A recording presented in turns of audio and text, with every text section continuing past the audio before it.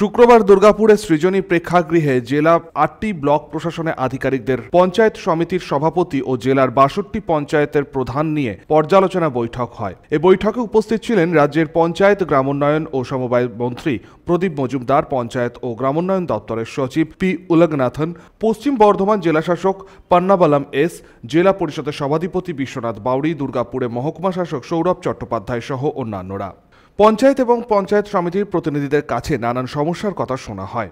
এলাকার মানুষদের সঠিক পরিষেবা দেওয়ার জন্য এই ধরনের বৈঠক করা হচ্ছে দাবি রাজ্যের পঞ্চায়েত, গ্রামোন্নয়ন ও সমবায় মন্ত্রী প্রদীপ মজুমদারের। সহায়তা দিয়ে গ্রাম উন্নয়নের বিভিন্ন প্রকল্প সারা দেশে চলার কথা।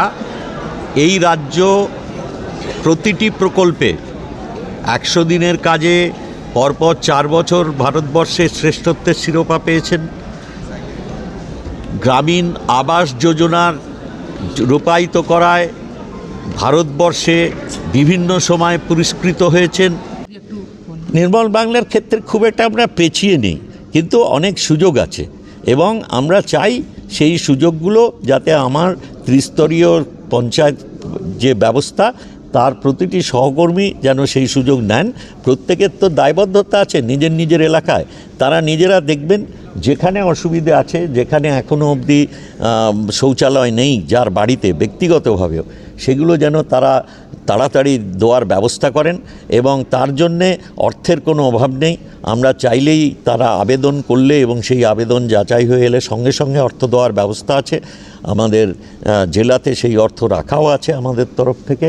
জেলা পরিষদের মেন্টর ভি শিবদাসন দাসু বক্তব্য রাখতে গিয়ে বলেন, কিছু কিছু পঞ্চায়েত সমিতি বহিরাগতরা চালাচ্ছে, কিছু নেতৃত্ব সেই সব বহিরাগতদের মাঝে রয়েছে। এইসব ঘটনার জন্য সাধারণ মানুষকে সমস্যায় পড়তে হচ্ছে। সাধারণ মানুষের যাতে সমস্যা না হয় সেদিকে নজরদারি বাড়াতে হবে। যাকে ঠিক করতে হবে। আমি এখনই এই সময় কিছু বলতে চাই না। ২-৪টা এরকম পঞ্চায়েত সমিতি আছে, যে পঞ্চায়েত সমিতির মধ্যে আমরা দেখছি যে পঞ্চায়েত সমিতি আর কিছু লোক বাহার থেকে চালাচ্ছে, যাকে ভিডিওকে দেখতে হবে। সাধারণ মানুষকে অসুবিধা না, সাধারণ মানুষের কথা শুনতে হবে, সাধারণ মানুষের কাজ করতে হবে।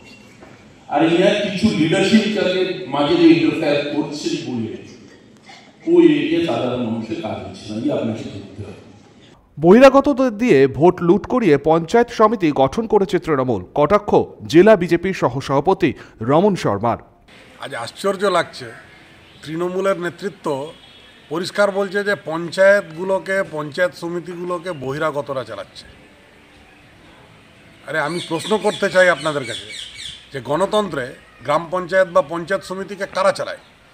যারা নির্বাচিত জনপ্রতিনিধি তারাই তো চালায়, যারা নির্বাচিত প্রধান পঞ্চায়েত সমিতির সভাপতি তারাই তো চালায়। বহিরাগত কী করে হয়ে গেল?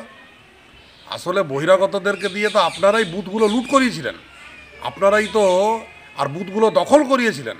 আর বুথ দখল করিয়ে তো পুরো এলাকাটাকেই দখলদারির রাজত্ব আপনারা চালাচ্ছেন। তা এখন নিজেদের মধ্যে পারছেন না, আপনাদের গোষ্ঠীদ্বন্দ্ব চরমে, আর তার জন্যই সব কথা আপনাকে বলতে হচ্ছে। তো লজ্জা লাগার বিষয়। সনাতন গড়াই, 99 নিউজ বাংলা, দুর্গাপুর।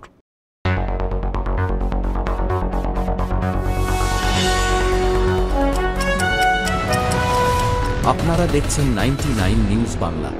বদলাবো আমরা।